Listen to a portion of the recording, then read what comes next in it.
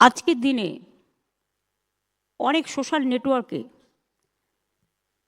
হাজারটা ভালো কাজ করুন বেরোবে না, একটা খারাপ কাজ হলে সেটা নিয়ে এমনভাবে সেটাকে প্রচার করা হয় যেন স্বাস্থ্য সমাজে কেউই কাজ করছে না, কোনো চিকিৎসকই পরিষেবা দিচ্ছে না, এরকম একটা ব্যাপারও করে ফেলা হয়।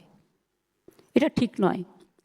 আমি বামফ্রন্ট সরকারের আমলে দেখেছি তারা চিকিৎসা ব্যবস্থাটাকে অবহেলা করতেন। আমি কেন বলছি তার প্রমাণ হচ্ছে, একজন রাজ্যমন্ত্রী স্বাস্থ্য দপ্তর চালাতেন, তার কিছুই করার ছিল না, কোনো রকম চলতো টিমটিমিয়ে স্বাস্থ্য ব্যবস্থা।